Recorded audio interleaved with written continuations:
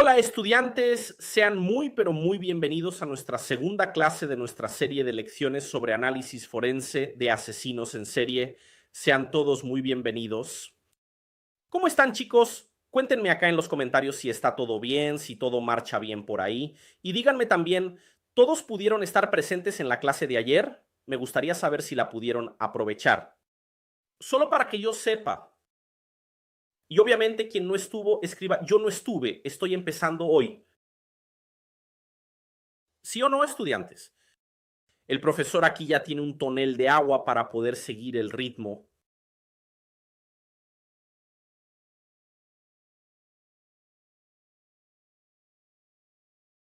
Porque hablar desgasta un poco la garganta, pero es parte del trabajo, ¿no?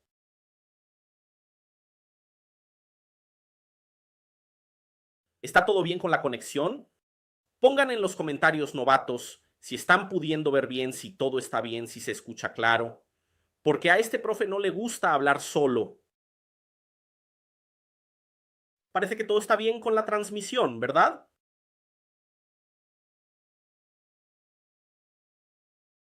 Genial.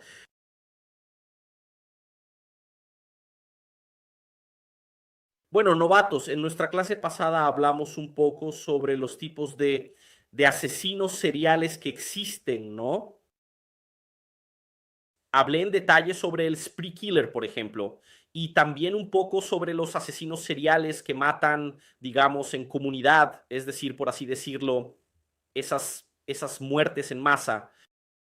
Expliqué un poco el contexto, ¿no? De lo que es este tipo de persona y aquí vamos a empezar a explorar un poco más los trastornos mentales que involucran el aspecto psicológico de estos individuos. La principal recomendación que tengo para ustedes, novatos, es la siguiente. Si por casualidad no viste la clase pasada, no la saltes bajo ningún motivo. ¿Por qué? Porque este curso funciona y está estructurado de una manera en la que realmente necesitas seguir las clases en orden y en secuencia. Así que no es buena idea que te saltes clases, ¿de acuerdo? La clase de ayer quedó grabada, todavía está disponible para que la vean. Así que regresen y véanla desde el principio, ¿vale? Porque esa es la clase base. No vas a poder entender el contenido de hoy si no tienes la base de la clase pasada, ¿de acuerdo? Y estudiantes, con respecto a la certificación, ¡au! Dios, el profesor derramó agua en el brazo aquí, estoy limpiando. Con respecto a la certificación, varios alumnos ya la han adquirido, así que el certificado ya puede ser retirado dentro de nuestra plataforma, ¿vale? Les pido que presten atención a la comunicación en el grupo de WhatsApp, ¿de acuerdo? En caso de que seas un suscriptor de la plataforma, probablemente ya sepas cómo retirar tu certificación. Profesor, ¿pero hasta cuándo puedo adquirir el certificado? Puedes adquirirlo hasta el viernes, ¿perfecto? Ese es el plazo máximo porque tenemos todo un trabajo de homologar la certificación, ingresar sus datos. Entonces, el plazo máximo para hacer esto es hasta el viernes.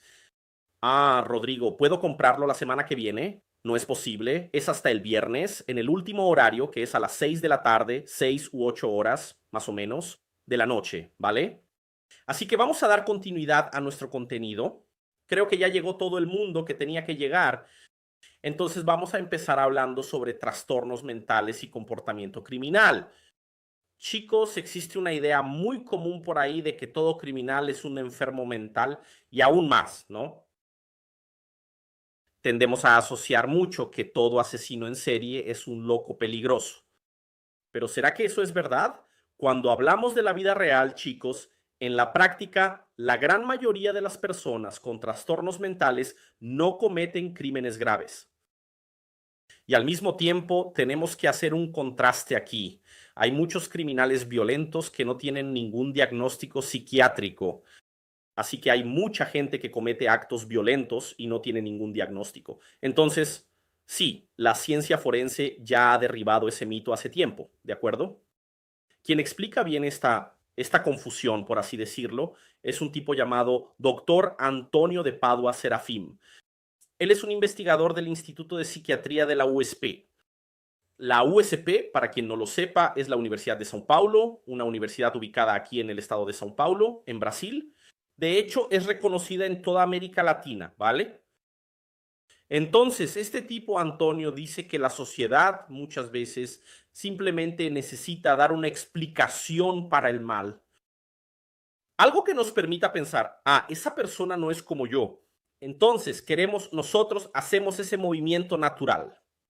Queremos poner una barrera de seguridad entre nosotros y el criminal. Y el diagnóstico psiquiátrico a veces termina sirviendo como ese escudo psicológico, ¿no? A veces dices, no, ese tipo está enfermo. Sí, yo soy diferente de él, jamás haría algo así, ¿vale? Pero no siempre esa barrera es real. Cuando quitamos esa etiqueta de enfermedad mental, queda claro que en ciertas situaciones, en ciertos contextos, cualquier persona podría cometer una acción grave, y eso es una idea que asusta a nosotros, simples mortales, ¿verdad? ¿Y qué muestran los estudios novatos? Sí, hubo un estudio realizado por el psiquiatra Michael Stone. Este estudio se llevó a cabo en Estados Unidos y este tipo analizó a 99 asesinos en serie. ¿Qué fue lo que descubrió? Realizó una serie de pruebas exhaustivas y obtuvo los siguientes resultados.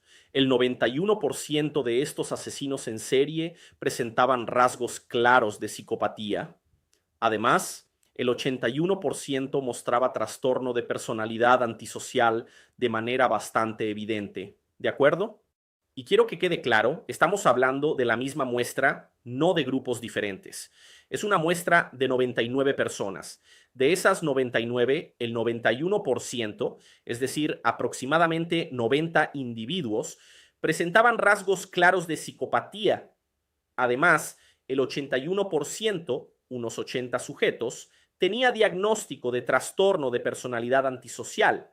Y finalmente, el 47% de esta misma muestra, aproximadamente 46 personas, presentaba trastorno de personalidad esquizoide.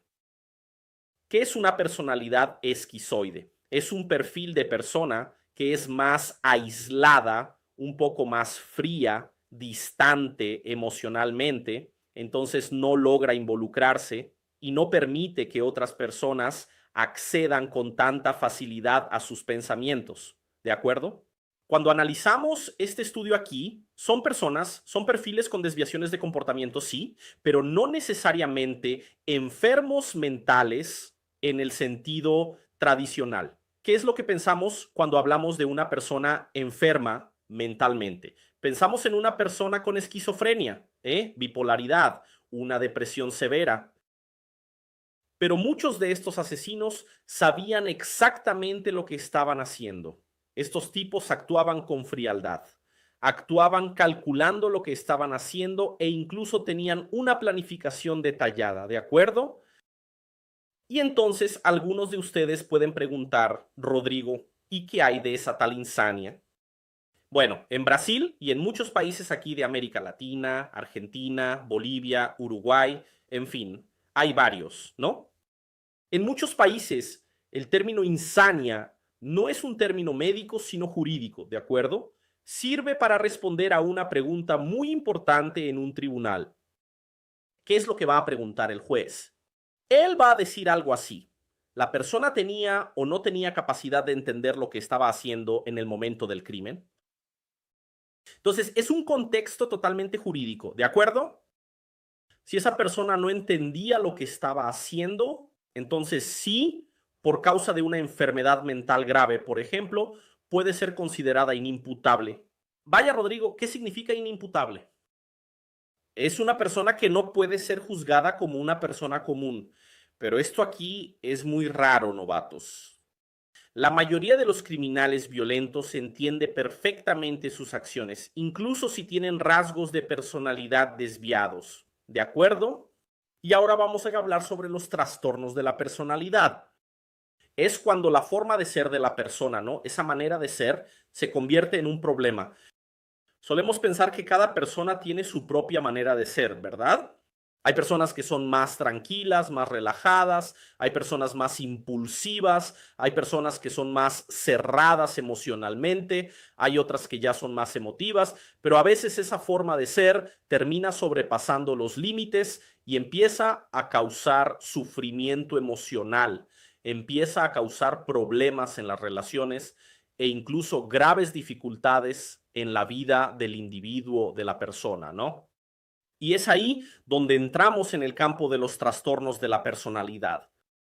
Los trastornos de la personalidad se definen como patrones de comportamiento rígidos, patrones de comportamiento persistentes, ese tipo de comportamiento que podemos decir que es inadecuado y que generalmente aparece en la adolescencia o en la transición de la adolescencia a la vida adulta, justo al principio de la vida adulta, ¿de acuerdo? Estos comportamientos son tan marcados que la persona pasa a actuar siempre de la misma manera, incluso cuando eso le causa perjuicios, ya sea a sí misma o a los demás. Entonces, en general, estos patrones están fuera de lo que la sociedad espera y afectan la forma en que la persona actúa, afectan cómo la persona siente, cómo se relaciona. ¿De acuerdo? Entonces, vamos a establecer aquí juntos, para que ustedes entiendan, como estamos hablando de trastornos de la personalidad, vamos a repasar los 10 tipos de trastornos de la personalidad. ¿Ok? Esto es muy importante para que ustedes lo entiendan. Estudiantes, la base fundamental para que podamos estudiar y comprender en profundidad estos trastornos de la personalidad es el DSM-5. ¿De acuerdo? ¿Alguien ha oído hablar de él? ¿Sí o no?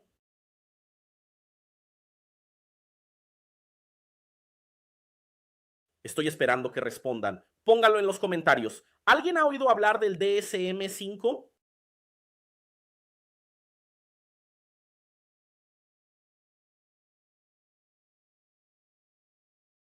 El DSM no es más que un manual diagnóstico y estadístico de enfermedades mentales utilizado a nivel mundial. Por eso lleva esa sigla, ¿verdad? DSM-5. Básicamente es como una guía, un diccionario clínico oficial elaborado por la Asociación Psiquiátrica Americana, que sirve para clasificar y describir todas las condiciones y trastornos de salud mental reconocidos hasta la actualidad. Entonces, su objetivo es ser una guía práctica, su objetivo es mostrar más sobre estos trastornos, ¿de acuerdo? Es una guía funcional, flexible y presenta características y síntomas de los trastornos mentales, ¿ok? Así que es el manual de diagnóstico y es el manual diagnóstico y estadístico de trastornos mentales. Entonces, estudiantes, aquí nos describe varias situaciones, ¿vale? Sí, podemos considerarlo un manual médico internacional. ¿Por qué? Porque prácticamente todo el mundo lo utiliza, ¿de acuerdo? Aquí en Brasil tenemos uno propio, ¿verdad? Pero también es muy común utilizar el DSM-5, principalmente en exámenes psicológicos, ¿no? Por ejemplo, fundamentamos un informe en el DSM, ¿vale? Entonces el DSM organiza los trastornos, él divide estos trastornos por características en común. Vamos a ver aquí las principales y les voy a explicar de una forma muy clara y tranquila, ¿de acuerdo? Vamos a empezar, novatos, dividiendo esto en grupos, ¿vale? Así se facilita la comprensión. Miren, tenemos el grupo A. El grupo A son los patrones excéntricos o paranoides. ¿Qué es paranoide? ¿Alguien sabe qué es paranoide? Cuando le dices a tu amiga, amiga, estás paranoica, ¿qué es una persona paranoica? Es una persona excesivamente desconfiada. Ella desconfía de todos. Cree que siempre la están engañando, que siempre la están persiguiendo. Es una persona que ve amenazas donde no las hay. Si, por ejemplo, está caminando por una calle, piensa que la están siguiendo, ¿de acuerdo? Es esa cosa persecutoria. Entonces ve amenaza en todo, ¿vale? Ese es el paranoide. Luego tenemos al esquizoide. El esquizoide es una persona muy distante emocionalmente, no siente placer en relacionarse con los demás, prefiere estar aislado, ¿de acuerdo? Entonces también pertenece al grupo A. Un tercero que también pertenece al grupo A es es decir, esquizotípico. El esquizotípico es una persona que tiene un comportamiento extraño, una forma de hablar rara y también ideas místicas o confusas. Entonces, es una persona que tiene dificultad para crear vínculos afectivos reales, ¿de acuerdo? Precisamente por esa dificultad para concatenar ideas, para expresarse, porque muchos chicos de nuestro vínculo social proviene de la comunicación. Si no logras, si no ejerces una habilidad mínima de comunicación, vas a tener dificultad para crear conexiones, para construir puentes con otras personas. Entonces, eso te lleva a un aislamiento casi automático, ¿de acuerdo? Así que estos tres pertenecen al grupo A: paranoide, esquizoide y esquizotípico. Ahora, hablando del grupo B. El grupo B corresponde a comportamientos dramáticos, comportamientos impulsivos o incluso antisociales. ¿Qué consideramos una persona antisocial? Pongan ahí en los comentarios qué es para ustedes una persona antisocial.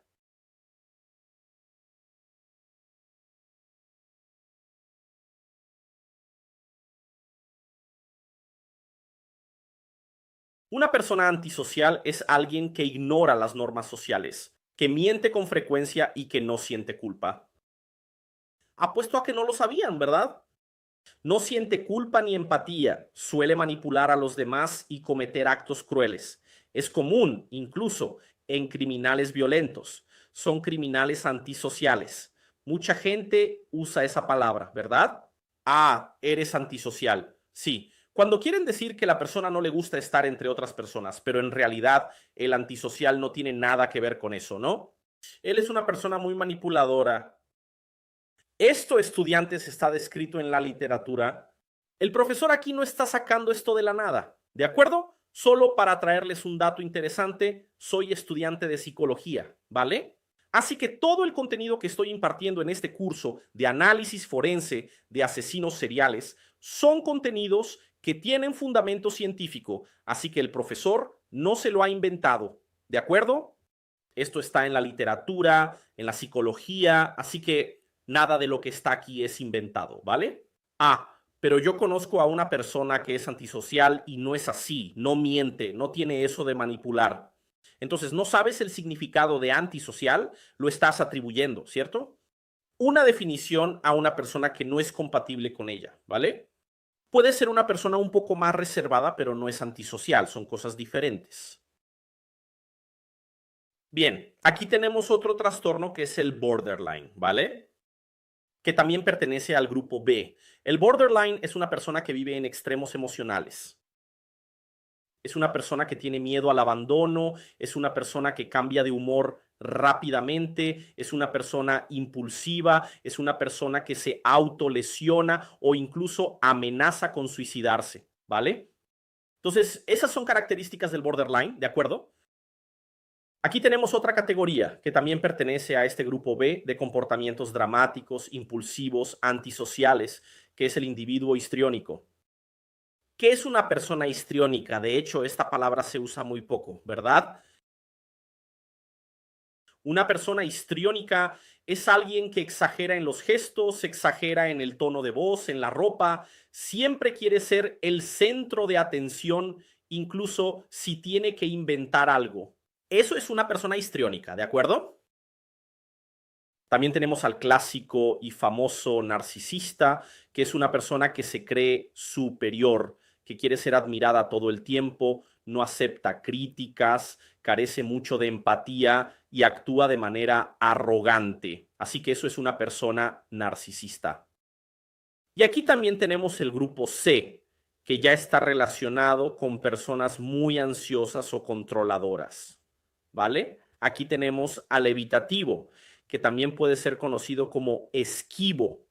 ¿Qué es este individuo evitativo? El propio nombre lo dice, ¿no? Evitativo, evita algo. Entonces, es una persona que evita cualquier situación que pueda generar rechazo o juicio.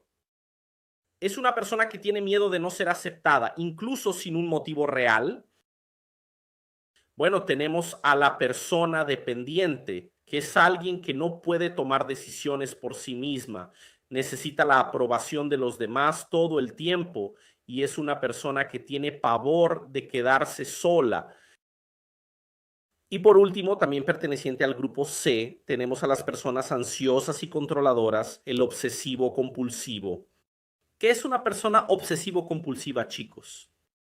Es una persona obsesionada con el control, quiere controlar, quiere dominar las reglas, quiere perfección. Todo tiene que estar en orden, aunque eso perjudique su vida o la vida de los demás. ¿De acuerdo? ¿Me entiendes? Ahora, chicos, ¿qué es lo más importante? Muchas personas conviven con estos rasgos sin saberlo. Hay personas que son histriónicas, hay personas que son evitativas, hay personas que tienen comportamientos borderline y a veces son personas que, a pesar de todo, logran vivir relativamente bien con eso. ¿Qué quiero decir con esto? Tener un trastorno de personalidad no significa que la persona sea criminal, por el amor de Dios, no vayan por ahí diciendo tonterías. Y quien diga que fue el profesor quien lo dijo, va a recibir un tirón de orejas en público, ¿vale? En Instagram voy a hacer una historia para 200,000 personas diciendo, gente, yo no dije eso, ¿de acuerdo? Los trastornos de personalidad no significan que la persona sea criminal. Una persona que tiene trastorno borderline no es la persona que es. Tiene una inclinación a cometer un delito. Por el amor de Dios, no cometan ese error, ¿de acuerdo? No digan tonterías en las redes sociales, ¿vale? Entonces, una cosa no tiene nada que ver con la otra. Pero cuando hablamos de casos extremos, especialmente cuando hablamos de crímenes violentos, de asesinos seriales, es común que encontremos rasgos de personalidad antisocial, narcisista, esquizoide. Entonces, sobre esto es que vamos a profundizar ahora, ¿de acuerdo? Hablemos de nuevo, pero esta vez de un modo mucho más profundo, sobre el trastorno de personalidad antisocial. Este es el perfil que más aparece entre los criminales violentos. ¿Por qué? Porque las personas con trastorno de personalidad antisocial suelen, como mencioné hace poco, actuar sin preocuparse por los sentimientos de los demás, no les importan los derechos que tienes, no les importan los límites de otras personas. Entonces, mira, no siguen las reglas de la sociedad, mienten, manipulan. Así que este es uno de los trastornos más comunes entre las personas que están involucradas en crímenes graves. Y cuando hablo de crímenes graves, no me refiero solo a un asesinato, también es fraude, es agresión, sí, homicidios, pero aparece con más frecuencia cuando hablamos de asesinos en serie. ¿De acuerdo? Bueno, según nuestro manual DSM-5, para diagnosticar este trastorno, la persona debe presentar de manera consistente algunas características específicas y bien definidas. Todo trastorno, chicos, lo vamos a abordar trayendo un contraste de características. Mira, para que una persona sea diagnosticada con esto, necesita tener más de 18 años. Entonces aquí ya lo aclaramos. Ah, pero es un adolescente de 16 años que mató a 15 personas. Es muy poco probable que él tenga un trastorno de personalidad antisocial, ¿de acuerdo? No es imposible, pero es poco probable. Además de que la persona debe tener 18 años, más de 18 años, también necesita presentar al menos 3 características. Hay varias características que voy a mencionar aquí, pero de todas las que voy a decir, la persona debe tener al menos 3. Primero, no respeta las reglas ni las leyes, así que hace lo que quiere, incluso sabiendo que es ilegal. Miente con facilidad, así que puede engañar a los demás por interés, puede engañar a los demás por diversión, solo para ver una pelea ocurriendo ahí, ¿de acuerdo? Debe ser una persona impulsiva, es decir, actúa por impulso, no piensa en las consecuencias. Puede ser una persona agresiva o con un alto grado de irritabilidad. Puede irritarse con frecuencia. Y entonces automáticamente se involucra en peleas, se involucra en discusiones con frecuencia, pone en riesgo la vida de los demás. No se preocupa por la seguridad ni por la seguridad de los otros, pero tampoco por su propia seguridad, ¿de acuerdo? Y por último, no siente culpa. Así que, aunque cause dolor o perjuicio, no demuestra arrepentimiento. Entonces, aquí tenemos 6 características. Y de esas 6, para que sea diagnosticada con este trastorno de personalidad antisocial, necesita tener 3 de esas 6 características. ¿De acuerdo? ¿Todo claro hasta aquí? El profesor está yendo con todo en el contenido porque esta clase va a ser un poco larga.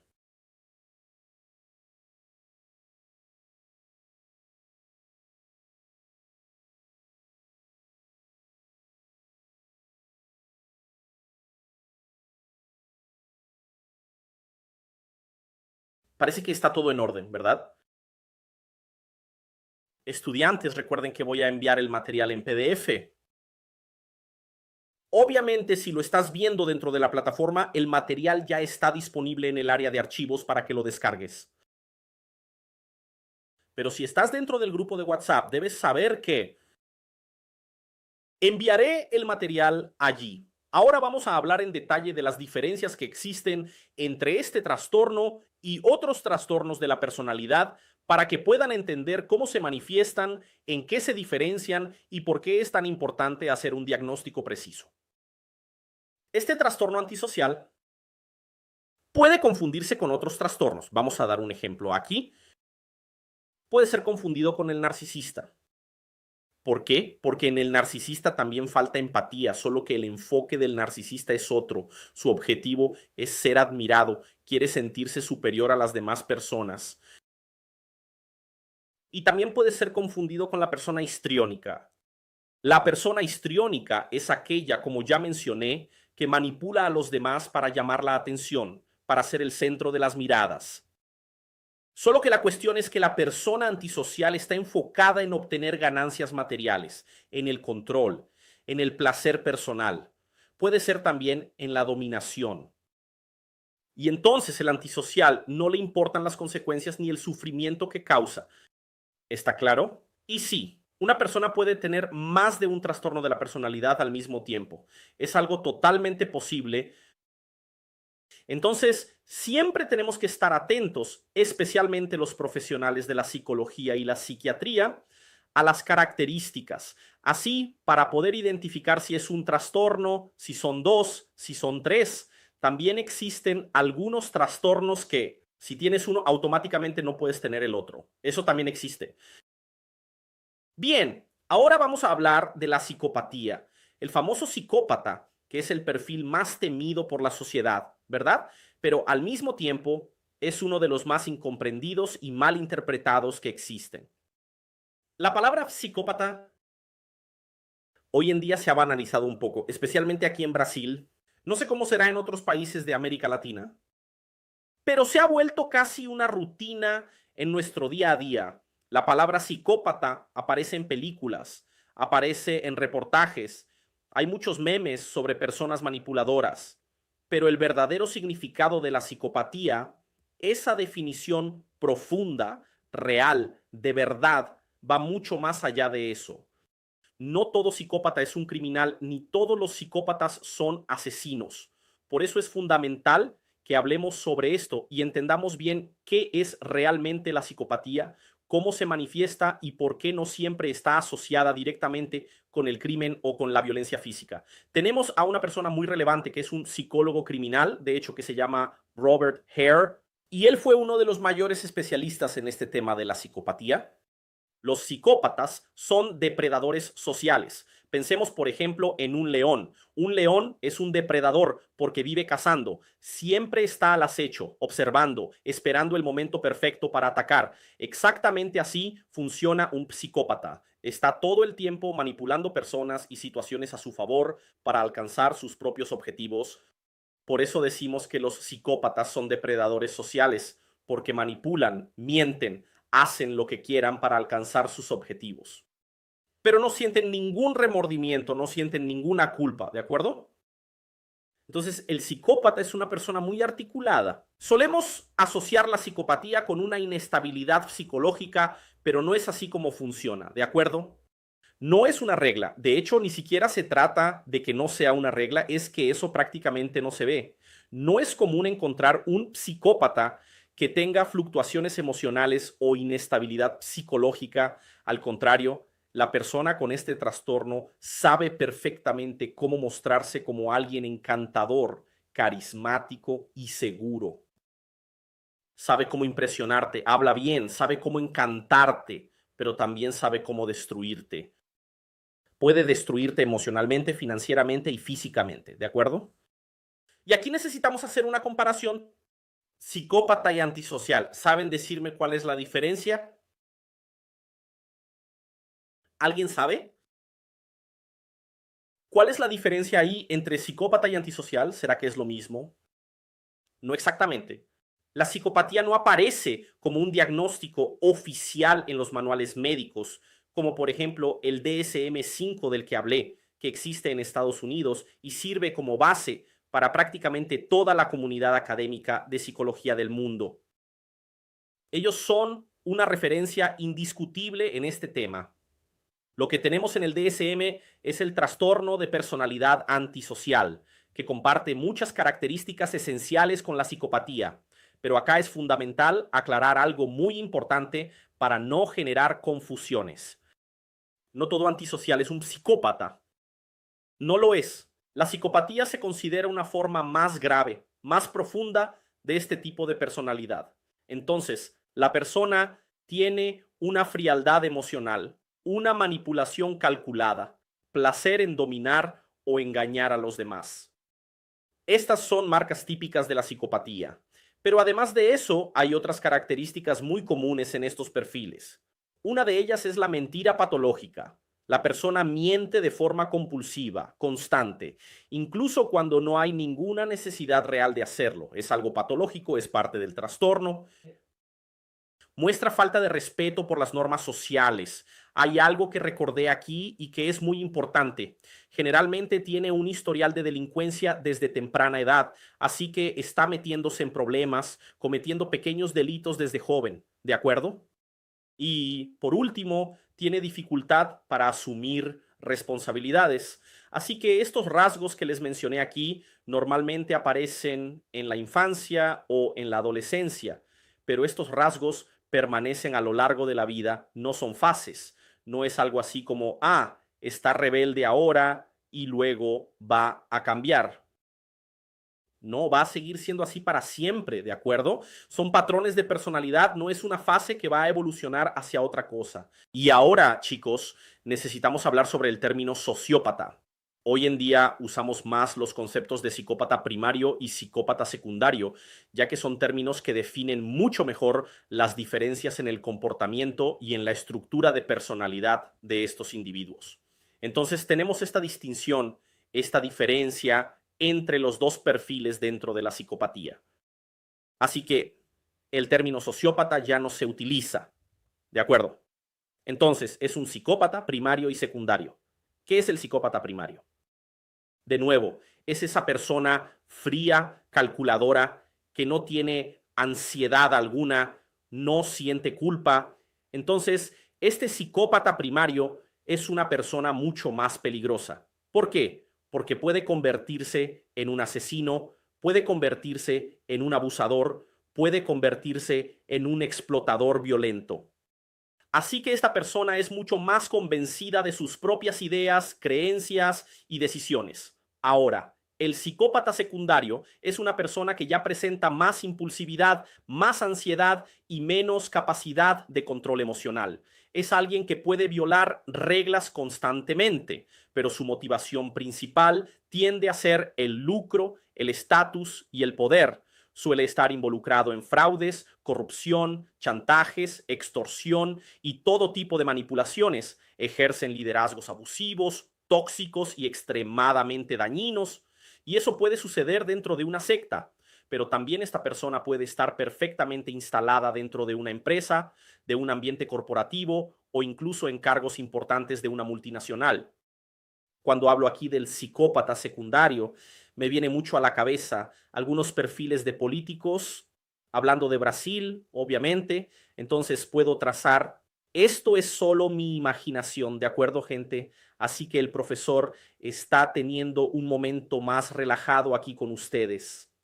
No es que esa persona de la política, ese tipo, ese tal fulanito, sea un psicópata secundario, pero si me pongo a pensar en una secuencia de acciones, yo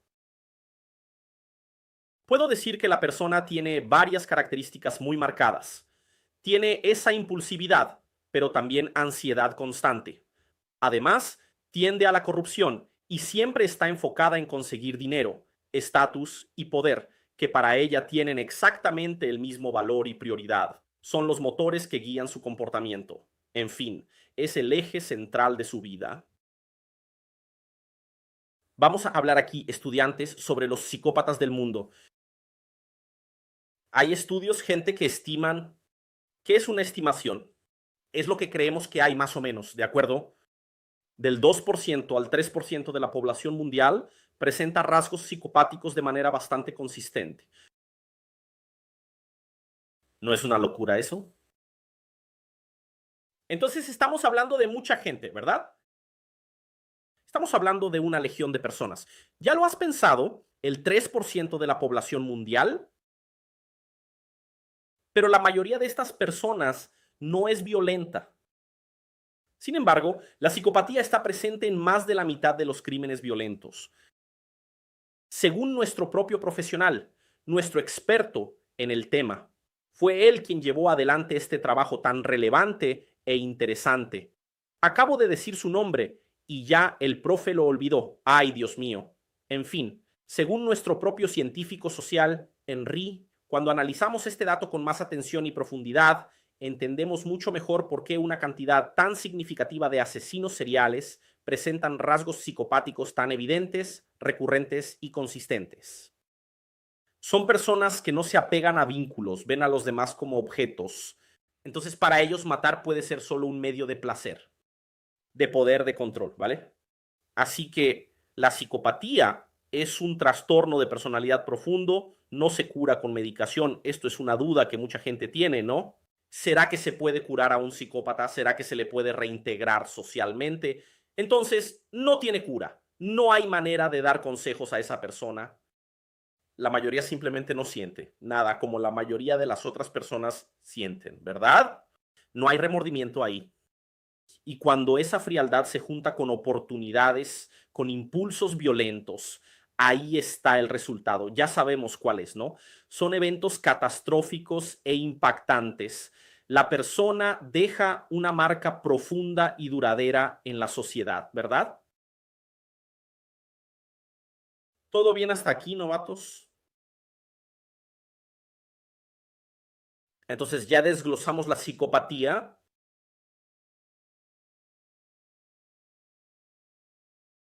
¿Pueden escuchar bien?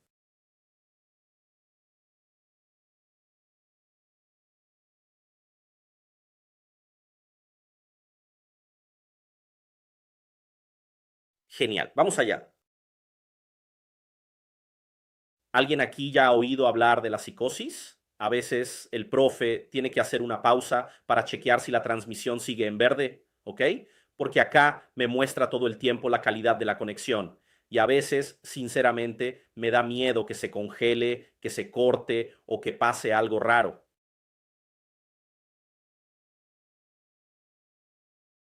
Ya ha pasado que el profesor está dando la clase. Termino la clase y de repente fueron 15 minutos de clase, se cayó la conexión y yo no me di cuenta. Así que siempre estoy prestando atención, ¿vale? Psicosis, novatos. La psicosis fue incluso tema de una película muy famosa, ¿verdad? Hablamos de psicosis cuando su mente pierde completamente el contacto con la realidad. Ya no distingue lo que es real de lo que es producto de su mente, de sus delirios o alucinaciones. Existen diferentes tipos de neurosis. De hecho, no, mejor dicho, esto es diferente de las neurosis. ¿Por qué? Porque la neurosis implica angustias, inseguridades y síntomas de ansiedad, pero la psicosis representa un nivel mucho más alto y grave de alteración mental, donde ya hay una desconexión con la realidad. Entonces, cuando la persona pierde el contacto con la realidad y ella empieza a percibir las cosas, empieza a sentir las cosas y empieza a pensar de una manera distorsionada, entonces pierde el contacto con la realidad, ¿de acuerdo? No todas las personas que sufren psicológicamente tienen psicosis, ¿vale? Muchas personas enfrentan traumas, dificultades emocionales e incluso tienen trastornos de ansiedad, pero la psicosis es algo mucho más serio. ¿Por qué la psicosis es más grave? Porque afecta la percepción, afecta el razonamiento, ¿de acuerdo? Incluso afecta nuestro juicio de una manera muy intensa. Y aquí tenemos algunas señales muy comunes de la psicosis. Las personas con psicosis tienen delirios. ¿Qué es un delirio, profesor Rodrigo? El delirio es una creencia fija y falsa. ¿Cómo es eso, profesor Rodrigo? Es cuando la persona cree en algo que no corresponde a la realidad. Imagina que la persona cree que está siendo perseguida dentro de su propia casa. O tal vez crea que es una celebridad famosa, importante y reconocida. Puede creer que tiene un chip implantado en el cuerpo que va a explotar en cualquier momento. Entonces, eso es un delirio. La persona empieza a perder el equilibrio psicológico y eso ocurre por un desajuste químico que sucede en el cerebro. A partir de ahí, la persona entra en ese estado llamado psicosis. Y ahí empieza a decir, ay Dios mío, si alguien aprieta el botón va a explotar, mi cabeza va a explotar, porque cree que tiene un chip implantado. Eso es solo un ejemplo, ¿de acuerdo, novatos? Pero la persona también puede tener alucinaciones, puede oír voces, puede ver cosas, puede ver un globo, por ejemplo, flotando, saliendo del suelo, siendo proyectado desde el suelo ahí. Es una locura, es una disfunción muy específica, bastante grave de la parte química del cerebro, ¿verdad? Entonces esa persona puede sentir toques que no existen, así que lo jura, la persona se pone toda erizada, ¿no? Jura que alguien le pasó la mano por la espalda. Y entonces no solo empieza a tener el pensamiento desorganizado, sino que también la forma de hablar, la comunicación, la expresión, también comienzan a volverse desorganizadas. Así que la persona empieza a cambiar de tema sin lógica, dice cosas inconexas, se vuelve muy confusa y finalmente también puede presentar un comportamiento catatónico. ¿Qué es una persona que tiene un comportamiento catatónico? Puede quedarse inmóvil, sin reaccionar al entorno o puede actuar de manera inusual, ¿de acuerdo? Entonces, estos síntomas de la psicosis pueden durar días, semanas o meses. En algunos casos, la psicosis ocurre más en forma de brotes. Son periodos en los que la persona tiene una crisis intensa, pero luego esa crisis pasa y esa crisis puede pasar con o sin tratamiento. Y entonces muchas personas pueden preguntar, Rodrigo, ¿pero de dónde viene la psicosis? ¿Cómo surge la psicosis? ¿Es un trauma? ¿Es un miedo que la persona va alimentando y se convierte en psicosis? La cuestión es que la psicosis no tiene una causa única. Puede surgir en diferentes situaciones. Vamos a dar algunos ejemplos aquí. Puede aparecer en un cuadro de esquizofrenia u otros trastornos psicóticos. También puede surgir en un trastorno bipolar cuando la persona está atravesando una fase muy grave. Puede aparecer debido a un tumor cerebral, a una enfermedad neurológica avanzada o incluso a lesiones en ciertas áreas del cerebro. La psicosis también, de hecho, hay varios estudios muy serios que asocian el consumo prolongado de narcóticos con el desarrollo de cuadros psicóticos. Entonces, a veces la persona hace un uso abusivo de drogas o medicamentos, porque cuando hablamos de drogas, no nos referimos solo a las drogas clásicas como el cannabis, más también la cocaína. La persona también puede drogarse con medicamentos. Además, los medicamentos también son drogas, ¿verdad? Y entonces la persona también puede desarrollar psicosis a través de traumas severos o trastornos disociativos, ¿de acuerdo? Ahí tenemos que volver allá. En realidad, ellos aclaran que la psicosis no es un diagnóstico como tal. Allí, la psicosis se describe como un conjunto de síntomas que reflejan una pérdida de contacto con la realidad y que puede estar presente en diferentes trastornos mentales. No es una enfermedad específica en sí misma.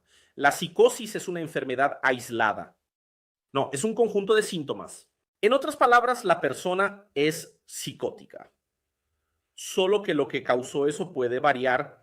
Puede ser esquizofrenia, puede ser la intoxicación por alguna sustancia, puede ser por otro trastorno también. Algunos de los diagnósticos relacionados con la psicosis son trastorno delirante, trastorno psicótico breve, trastorno esquizofreniforme, trastorno psicótico. ¿Todavía está transmitiendo? Parece que sí, ¿no? Déjame revisar aquí la calidad de la transmisión. Ah, está bien, pensé que se había caído. También tenemos trastornos relacionados con el consumo de sustancias o con condiciones médicas, trastorno esquizoafectivo y la propia esquizofrenia clásica.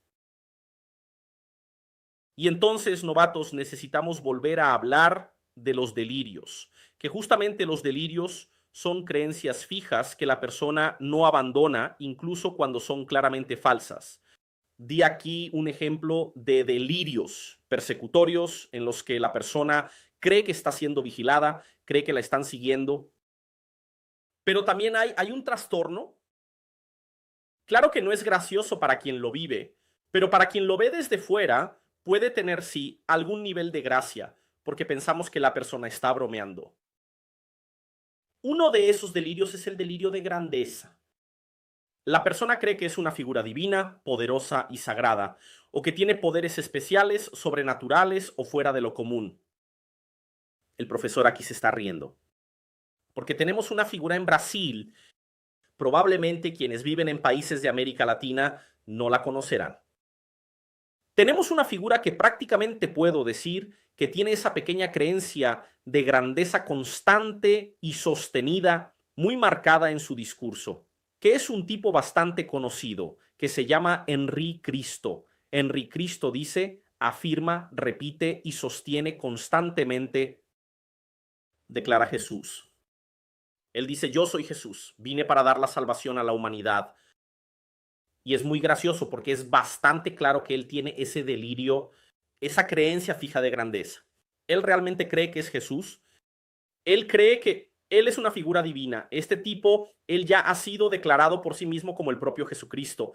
Él tiene toda una construcción mental alrededor de eso. Él vive en un lugar que funciona como su templo o su comunidad y hay un grupo de personas que lo siguen, lo veneran y creen absolutamente en todo lo que dice. Entonces, la gente que es más religiosa a veces no entiende que puede tratarse de un trastorno, ¿no?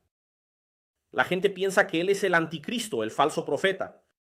Solo que nosotros que estamos un poco más vinculados a este mundo académico, este mundo de la psicología, vemos que es solo un trastorno.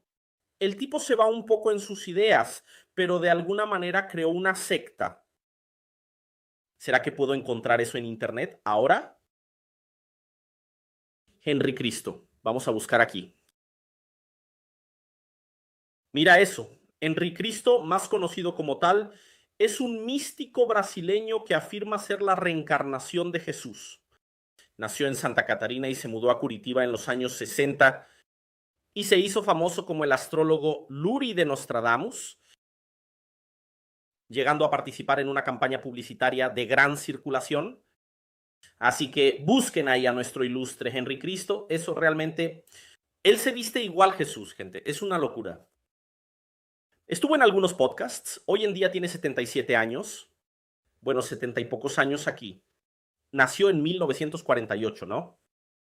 Entonces ya dentro de poco vas a entrar en la década de los 80 y ahí está firme y fuerte, ¿no? Tiene sus concubinas. Voy incluso a pedirle a nuestro diseñador que ponga aquí una foto de él sentado en el trono con la gente que lo venera. Así que quien tenga más interés y quiera saber más sobre la historia de este personaje, solo tiene que buscarlo en internet. Hay muchísima información, videos, entrevistas y todo lo que él mismo ha publicado sobre su vida y su misión. ¿Todo claro hasta aquí, novatos? El profesor está escribiendo un guión aquí que pretendo traer como un video, así que a veces el profesor está dando la clase aquí y se le ocurre alguna idea y hay que anotarlo, ¿verdad, novatos? ¿Ustedes creen que es solo ustedes que anotan ahí el contenido de la clase? No, a veces el profesor está enseñando algo, está diciendo algo, le viene una idea. ¿Y qué hace el profesor? El profesor lo anota. ¿Fue eso lo que acabo de hacer? Voy a traerlo como tema para un contenido. Bien, novatos, además de este trastorno de grandeza, es decir, de esta creencia fija de grandeza, que va más allá de la lógica humana, ¿verdad? Y bueno, también tenemos a los erotomaníacos. ¿Alguna vez escucharon hablar de eso? Un erotomaníaco es alguien que cree que una persona famosa está enamorada de él o ella.